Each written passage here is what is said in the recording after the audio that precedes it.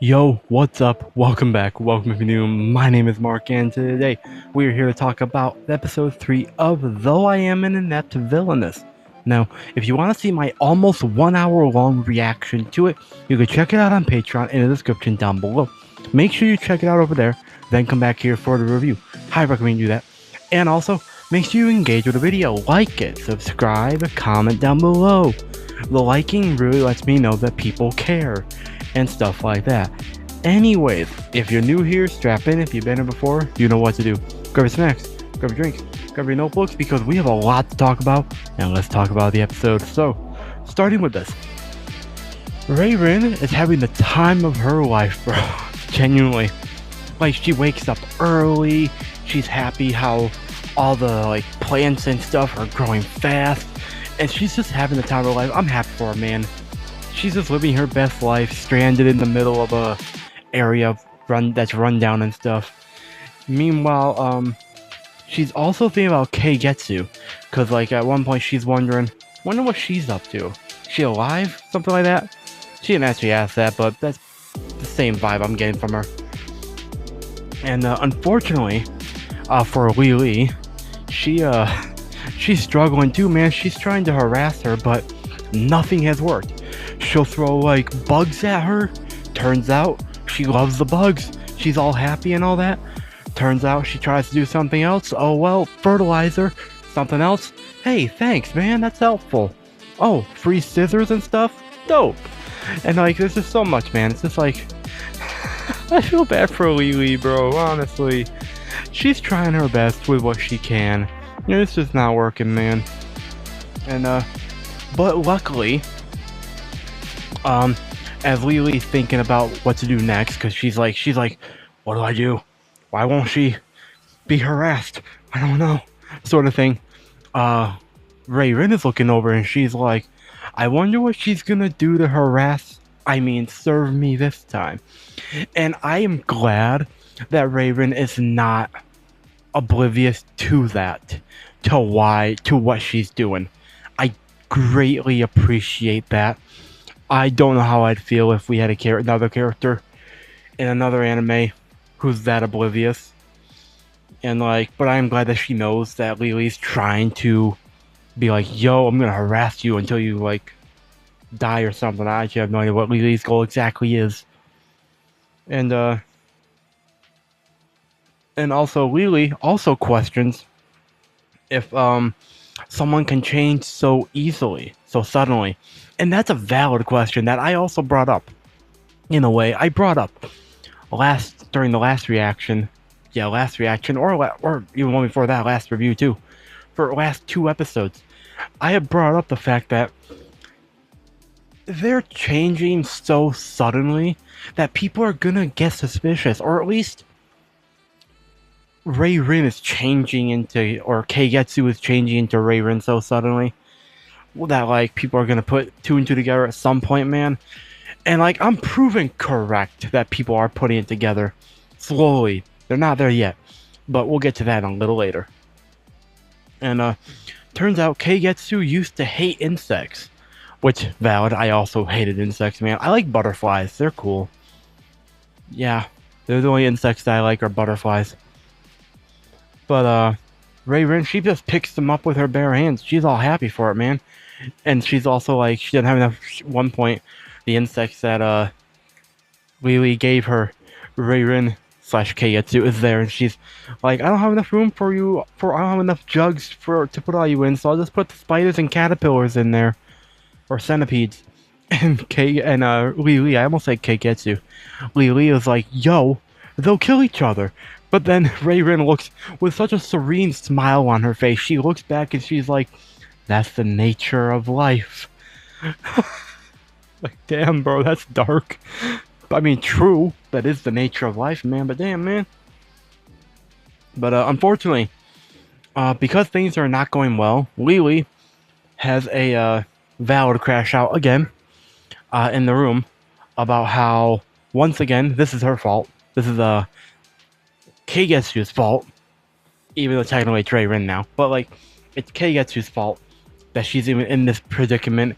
And it's just yeah, I can't blame Lily. I can't blame Lily or anyone for the skepticism or for not treating her the best because Keigetsu was such an asshole to them.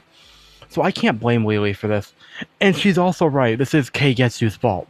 It's just unfortunate that Keigetsu is not there anymore. It's Reirin. But of course they don't know that, so they're working on it. And so Lily runs off, and she ends up getting stopped at some point by Lady Gaio from the Kin clan. And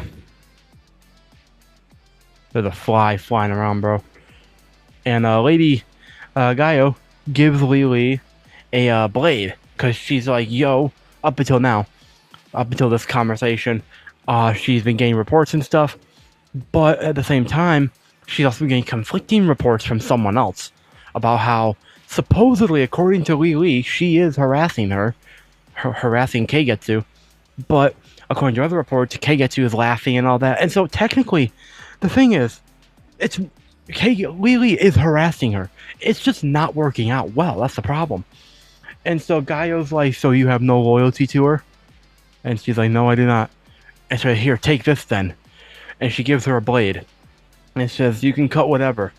Her hair, her clothing, her heart even. And that's when Lily has a moment of like, huh? Harassing and bloodshed are two different things. She could be executed for that. That's what she says, that she could be executed for doing that. And like, Lady Gaio is like, yo, it seems you don't know your place. And what proceeds to happen is her just being like, yo, you work for us now, essentially. You do what we say. You don't do what we say, we'll have you charged with a crime. And like, here's the thing. I brought this up last time, that like, does Lily genuinely expect them to be like, yo, they're gonna like hold up their end of the deal? Because let's be completely real here, they have no reason to hold up their end of the deal to a mere court lady, even a middle. Not middle. She's not even a middle court lady. She's like a lower court lady technically in the hierarchy. Like, they have no reason to hold up their end of the deal after the fact. And so she also says, who do you think's gonna listen to you? Who do you think's gonna listen? No, I can't get the wording right. She says to Lily, who do you think they'll believe? A lady of ivory silk, aka someone from the King clan, or you? And like, that is literally what I said, almost word for word last time. Like, I actually wrote it down. Hold on, I can prove it. Okay, I didn't say exactly, but I basically said, this is from my notes from last episode. I wrote down, will the Kin clan keep its word? If Lily tried to speak out, who would believe her? Then I expounded on that fact in that statement in the review itself, about how who would believe her. Someone from like a prestigious clan like them, or a mere court lady. Like I'm not trying to demean her, that's the thing. I'm being completely realistic here though. And so is Lady Gaio apparently. But Lily is she starts to have a crash out. Again, another one. Again, valid. I don't blame her for the crash out, man. And because like she's looking at the knife and she's just like you could tell she's not fully there right now. And so moving on, we get to see some stuff between Shinu, captain of the Eagle Eyes, and the Prince, His Highness. Turns out Shinu and the Prince are half brothers, same father, different mother. And Shinu's always had like a dead fish look in his eye apparently, and apparently the Prince found that amusing, and that's why, according to Shinu, that's why he kept it so long, hasn't tried changing his like the look in his eye, is because of that. Because the Prince said that he liked it, and like, I mean, fair enough, man. And so, if you want to see my full like reaction to what happened in the in this conversation, you can check it out over there on Patreon. But really, what I want to focus on is how both Shinu and the Prince have both mentioned how different the girls are. Like, Shinu's been well, first the Prince is like, ever since the incident, Ray Rin has been different. And Shinu points out the same thing with Keigetsu. And like, I just think that's interesting how they are both like, they're not stupid. Not by a long shot. Genuinely, despite how much I may have dunked on the prince, I don't think he's stupid. I do think he has a lot on his plate. And I'll be the first to admit that I think the prince is slowly... Grow on me is a stretch, I think. But he is starting to like... I'm starting to not hate him as a character. And that's a pretty good thing, I think. But this is where like things can make a difference between if I fully start to like him or not. Because they receive a report, or Shinu technically receives a report from Bunko, that a scarlet washed court lady with a knife is heading towards the Shu Pavilion, which is like the inner court where like Keigetsu and all them are. And they learn that that they're going towards Keigetsu. And so before we cut to a different scene, the Shinu is like, yo, why didn't you do anything? Why hasn't anyone done anything? Why haven't they stopped? And turns out they said it's not that easy. Bunko says it's not that easy to enter the court. And then Shinu's like, so it's because it's Keigetsu, it's fine if she gets stabbed, sort of thing. And that's when the Shinu looks at the prince and he's like, what should we do, your highness, sort of thing. I don't think that's what he says exactly, but like, he has a choice to make now. And I wrote down, the prince has to make a decision. What kind of character does he have? And that's the thing. I wrote that because this decision that he makes will make or break what kind of character I think he has as a person and as a leader. And we also do learn from him that he doesn't want to excessively attack Keigetsu like this. Like, yeah, he doesn't like her because of what she tried to do to Ray Rin. Yeah. But, and so from his perspective, it's... I don't know if I've focused on this a little bit, but from his perspective, I can't fully blame him for, like, holding a grudge. Simply because he's, like... Because, like, his beloved, his fiance? His butterfly or whatever, was almost killed, sort of thing. So I can't... Like, emotionally, I get where he's coming from. As a leader, I also kind of get where he's coming from. But he also doesn't want to excessively attack Keigetsu, especially after the lion's judgment. But then he mentions how she everything she's done has been to, like, has given her the title of villainess. So basically, what he's saying is that her actions have made it easy to excessively attack her. With justification, essentially. Apparently, before Shinu showed up, she had tried to, she said something about the, about, like, a eunuch, and tried to have him executed. Didn't work out. And, anyways, like, what the prince decides to do, I said this in the reaction, what the prince decides to do after this will make or break how I feel about him. And so, moving on to the actual scene with Lily and them. Lily does try to kill Ray Rin / Keigetsu. At first, Ray Rin is wondering how she can... I almost fell. Ray Rin is wondering how she can, properly, like, express her gratitude and make, Lily feel wanted. But because the Co-Clan, like, her pin or whatever, is in the Co-Clan palace, like, she can't do that. And so she walks into the house, to the room, and there's Lily, and she's slashing at a robe. Boom, boom, boom. And then Ray-Rin's like, Lily, what's going on? Then Lily turns and she's like, it's all your fault. And you could tell she has murder in her eyes, bro. Like, she's serious. Like, she's been pushed to the breaking point. And so she does. She tries to kill Li, straight up. She misses the first time. Technically, she goes for the. She misses the first time, but does take some of her hair off. And then she goes to stab her again.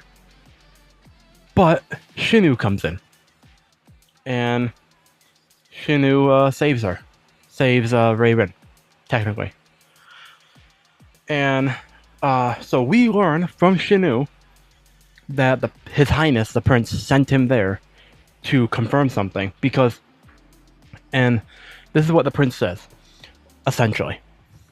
The Prince says that if someone lynching Keigetsu in the inner court was fine, then he is to blame with how he has acted, because there is no bloodshed is prohibited within the inner court. And honestly, I have respect. I gotta respect the Prince, man. Bro, he owned up to what's going on. Like, yeah, it took her almost dying to be like, yeah, but like at the same time, he's probably, if I'm being real here, he's probably had this thought before, in over time, over the last like few days, give or take, however long it's been. He's probably had this thought of like, maybe how I've acted could cause a problem, sort of thing. Maybe not. But like this definitely like he did win me over quite a bit with this. Like, yes, sure. I still wish he didn't like interfere with the lion's judgment. But at the same time, I can't blame him for acting on his emotions. And I can respect the fact that he like acknowledges, yo, this is my bad, man. I did it. I might have done this. And so he sends Shinu there to he sends Shinu and Bungo to stop it. And I wrote down, he's starting to grow on me slowly. He really is. Cause like taking off my like bias against him because he's technically tried to kill our Ray-Rin. Taking the blinders off, my bias and blinders off about that, I don't think he's a bad character. I do think he's actually an interesting character. And cause like yeah, he looks young for his age. Also. But also he's like, it's hard, it's like, how do I put this? He's not a one-dimensional character. Sure, some people might have thought he was early on. But if people, after this episode, if people still think he's like a simple or one-dimensional character, they're tripping on something. I don't know what, but they're tripping on something. Because he's definitely not a one-dimensional character at this point. And so, but when Shinu, he's also not happy, man. He's like, what happened here, you two? Like, he's pissed.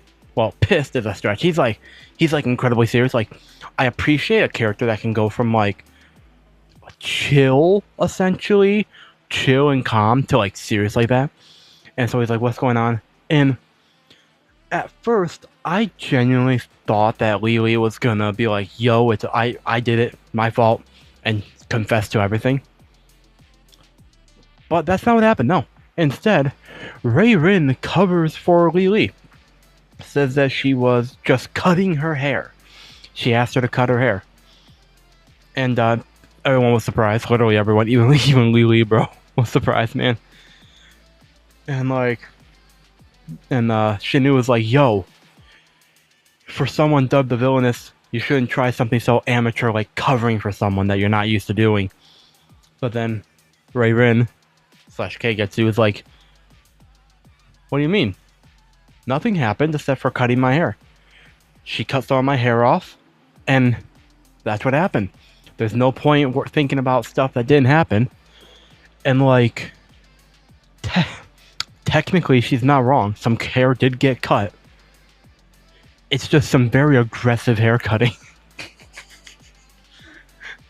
I am curious what her answer would have been if Shinu or Bunko was like, that seemed like some very aggressive hair cutting. And I'm curious what she would have said to that. I do wonder what she would have said. She would have said like, I'm trying something new. Aggressive haircut. But also, did neither of those two notice that there was a robe with suspiciously knife-shaped slash marks on it? Like, did they not see that? Like, they're called eagle eyes. You think they'd have the eyesight to see that? Like, am I thinking too hard on that one? But yeah. And so they leave it be. They don't try to do anything further. They just get up, leave her be, and Shinu and Bunko are leaving, and they both agree that she is different, and they also both agree that the report to the prince has to be worded very carefully, and so they both agree on that. But then Shinu's like, so you should do the report, Bunko. But Bunko's like, I don't think so. Because up until then, he was like, I think so. I think so. But I don't think so. And like, yeah, fair enough. Meanwhile, back with the present. Meanwhile, back with Ray-Rin and Li. Ray-Rin, basically, sweet moment. And Ray-Rin gives Li a robe. Robe? Is it a robe? Or is it like a garment?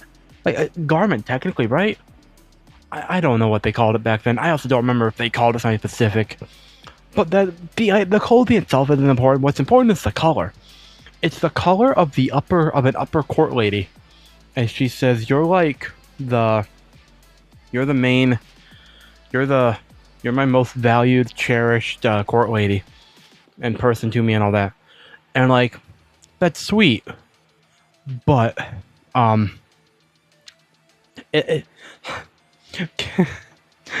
you you do realize that she's also like the only court lady, right? Like technically Keigetsu probably has more, but Lily's like the only real court lady there. So like saying that she's your most valued court lady when she's basically the only one, that the compliment does not hit as hard, bro. Not nowhere near as hard. When it's a consolation prize. It's basically just to make her feel better.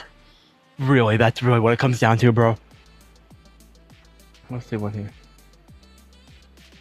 And I wrote down after all that, they were like, okay, get to Lily is apologizing. She apologizes while crying because Ray-Rin says something very similar to her that Lily's mother said about like keep holding your head up high, your back straight, and being confident essentially. And we learned that Lily's name is actually Lily. I like that name more personally, but at the same time, I don't mind Lily either. I like both, and I guess it makes sense. Lily, yeah, I can see it. But I also wrote down I don't blame either side. But I do hope Ray-Rin doesn't become a pushover. And I followed that up with, what is Ray-Rin's line? Because like what would Lily have to do for Ray-Rin to not forgive her or to not like be nice? Would she have to stab her to like make her angry and like at her? And I'm not saying like, when I say what is her line, I don't mean like with anyone acting towards her. I mean like with people that are close to her. Because like, for all intents and purposes, Lily is the closest person to her, and yet she almost tried to kill her, and Ray-Rin just forgives her. And I get it, don't get me wrong, I do get it, that like, their situations are unique and everything. But it is an interesting thought of what's gonna happen where. And let's see, where else?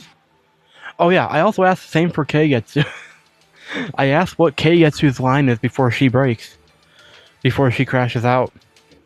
And I think we're just gonna see that soon. But I'll get to that a little later. But meanwhile, after this is all said and done, they hug. And Lily, she's planning on returning the hairpin to Lady Gaio. She can't hurt Ray-Rin. Or Keigetsu technically. And she wants to stay with her forever. And But before that can happen, we get to see Ray Rin before they end the episode. Ray Rin is like, now, who was foolish enough to take away the smile and pressure of my precious court lady? That's what she says. Ray Rin is pissed. It's hard to tell with her face, but she's pissed. And kind of scary now. Now think about it. Because I wrote it down one big page. Ray Rin is pissed and wants to know who is foolish enough to take away the smile and pressure her precious court lady. And like, yeah, she's pissed, man. And the reason I wrote this big is because I didn't know there was an end credit scene. Turns out there is an end credit scene after the ED. And the end credit scene is basically Keigetsu there. And she's just feeling pain, and she's suffering. Apparently it's been 5 days that she's felt like this. And she wonders if she's going to die like this. And honestly, I think it's possible. But at the same time, I don't think she's going to die. And the reason I say that simply is because she's like the secondary main character, essentially. Like, she can't die, if we're being honest here. But I do wonder if this will be like a chance for her to empathize with Ray Rin more. Because she has to realize that it's not just her. Like, this is like what Ray Rin probably dealt with too. Something also tells me we might get an episode about Keigetsu. Because I don't think it's impossible to get an episode covering Keigetsu's day. Because we've already gotten glimpses of her. The fact that we've gotten glimpses of her tells me we're probably going to get an episode, or at least half an episode, covering her. And so I'm very curious to see how this goes. I'm wondering if they end up meeting up. If Keigetsu meets up with Ray Rin in some capacity to be like, yo, what the fuck do I do? But at the same time, how is she going to explain that to everyone else? Like, because like the problem that Keigetsu put herself in a corner. Not only because like she chose to swap bodies with someone who is fragile, who kind of is fragile physically, but also in like she can't get alone time with Keigetsu or Ray Rin because everyone's gonna be questioning why the fuck she'd want to be there with the person who tried to kill her, and then and possibly be alone with her so they can talk like that. Like she pushed herself into a corner, backed herself into a corner, and I am very curious to see how this ends for her. What I'm really curious about also is how this show ends. Like, what's the end goal for this story? To get their bodies, switch bodies back, or work on a way to like fix Ray Rin's body and keep them the way they are. Like, cause I don't think Ray Rin hates the situation that she's in completely, or at all, really. So like, I could see her not wanting to go back, and I do wonder. Sure, one way it might, like, swapping the bodies initially might be like a Keigetsu can do it on her own, but to do it again, could Ray Rin refuse to swap bodies back in the future? I think that'd be cool if like she likes what she's doing so much that like her soul rejects it in a way. I'm curious about that. I'm just really curious how this is gonna end, man. But with that said, I am gonna wrap it up here because we've been going on for almost 30 minutes. And again, you can check out the reaction that's going on for almost an hour in the description down below. Also, leave a comment down below, as I've said. Engage with the video, like, comment. You don't have to subscribe. I mean, subscribing would be nice. I'd like to get 1,000 subscribers. That'd be cool. I want to see if we can aim for 1,000 subscribers by the end of 2026. Maybe possible. Maybe, depending on what happens in November, December. But, anyways, like, comment, subscribe, engage with the video, do all that good jazz. Patreon's down below. Leave a comment what your thoughts are on the episode, my reaction, my review, all that jazz. I'm very curious what your thoughts are. And of course, my name is Mark. Never stop being yourself. Stay safe and I will see all you incredible people in the very next video.